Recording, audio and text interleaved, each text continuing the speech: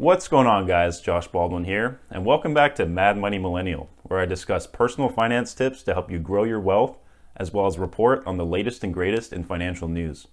In this video, I wanted to talk about the recent 20% plunge in the price of Bitcoin. Welcome back to Fast Money. Bitcoin plunging nearly 14% in today's session, dropping below the 50,000 mark. Now, before all of you lose your minds, you'll be happy to know that this is not the worst plunge that's ever happened. In fact, back in 2017, we saw a giant price drop after a previously bullish run from $20,000 all the way down to less than $10,000. Despite this, we're still up 500% as compared to the price this time last year. These increases are mostly attributed to a fresh set of young investors entering the market, holding large combined portions of multi-generational and self-made wealth. Not only that, but established retail investors are also starting to adopt Bitcoin as an accepted form of currency.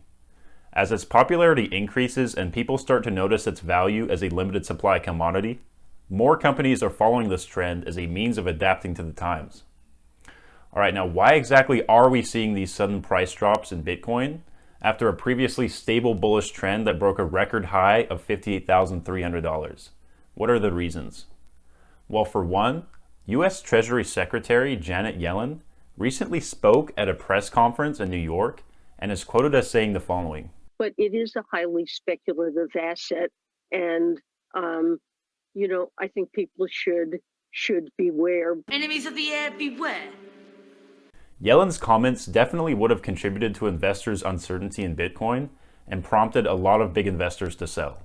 Another large factor that may have caused this sudden price decrease is the recent rise in U.S. inflation-adjusted bonds. This 30-year inflation-adjusted yield has turned positive for the first time since June, meaning rates may be good enough for a lot of investors to buy into these bonds. These bonds tend to be excellent investment moves because their rates end up exceeding the cost of inflation, and therefore tend to make a lot more money for long-term investors' portfolios. And as with anything that helps grow the value of the dollar, that generally comes with increased selling pressure on Bitcoin. So as a general rule, you can typically count on the dollar going up when Bitcoin is going down, and vice versa. So the combination of the Treasury Secretary's comments combined with the higher inflation-adjusted bond rates may have been the highest contributing reasons for why Bitcoin has been declining so rapidly. Now, what does that mean for the future? Well, there's been a lot of speculation that since Tesla made the move of adopting Bitcoin, many crypto analysts believe several other large corporations are likely to follow suit. And as more and more companies join the growing economy of Bitcoin, and the more and more transactions that go back and forth, the higher Bitcoin will go up in value. Also, for those of you trading Ethereum, you'll likely notice a lot of the same downward trends that Bitcoin has.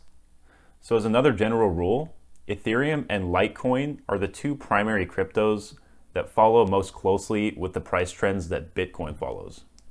And if you're holding Bitcoin, of course, the decision is yours on what you choose to do with it. Personally, I bought around 50K, so I'm going to be holding mine and possibly sell closer to summer. I think a lot of companies were wanting to adopt Bitcoin sooner, but the pandemic slowed them down. But now with the vaccine being rolled out, we should be seeing cases decreasing, and with that, more companies should be trying to resume R&D operations, one of those being Bitcoin Incorporation, as one of their most highly anticipated corporate investment objectives. All right, guys, that's all I have for you guys today. As always, stay safe, stay hustling, and I'll talk to you guys again next week.